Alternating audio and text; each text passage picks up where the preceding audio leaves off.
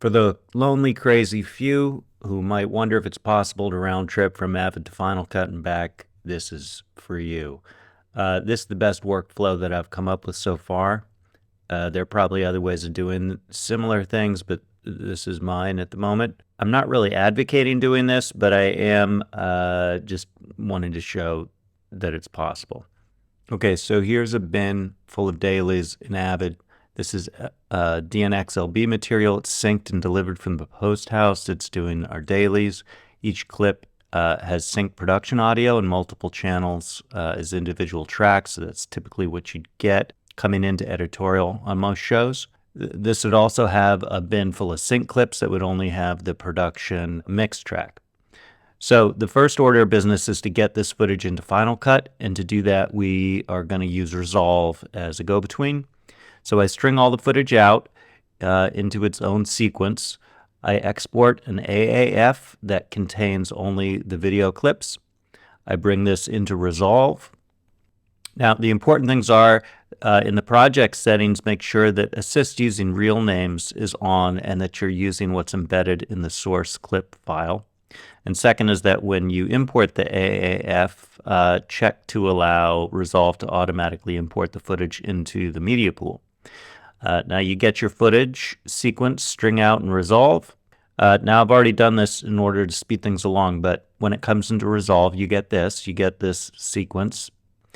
You can then export that as an XML to Final Cut. Flip over to Final Cut. Import the XML, and you'll get your string out sequence in Final Cut. Now to get the individual clips, what I do is just move it out of the library into a temporary library and then back, and that'll force Final Cut to show you the master clips that comprise your string out. Then you can import your production audio from the corresponding day. These are copies of the original production audio files, not the Avid MXF audio. And you use sync and link to marry them up, just as if your MXF are like proxy files, because that's basically what they are at this point. And you can rename based on the audio metadata, and you've got your day's worth of dailies in Final Cut. And now we can do a little mock edit. Here you can see that I'm using different channels of audio. I've got an L cut.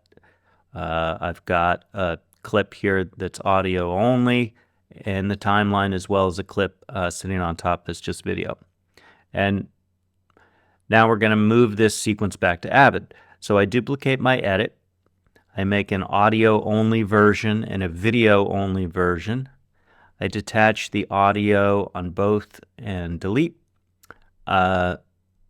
I collapse the clips down on the video one just to make it one layer.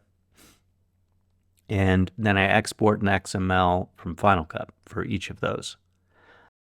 I bring the video one into Resolve, only this time I don't want that automatically import to media pool turned on, since the clips are already in this project. Then instead of sending an AAF to Avid, since I've found that that can be kind of fickle with reconnecting, I make an EDL out of Resolve. And then I make an audio EDL from the audio only XML exported from Final Cut. And I use EDLX to do this.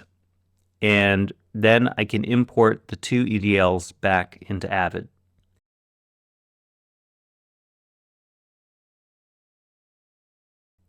Now both will be offline and appear to be referencing the wrong things, but by using the Reconnect features in Avid, I can relink each of them.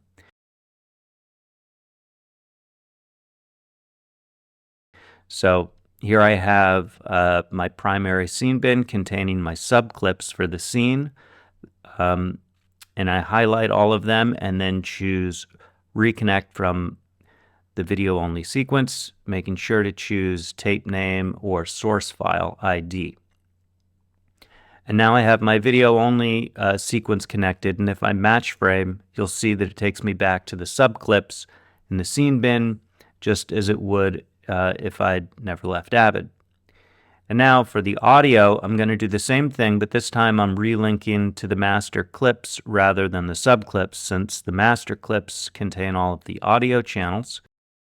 Now, when I relink the audio only EDL, I'm going to choose source name as SoundRoll this time. I can cut the two together, and I have my sequence largely rebuilt and connecting to the Avid media.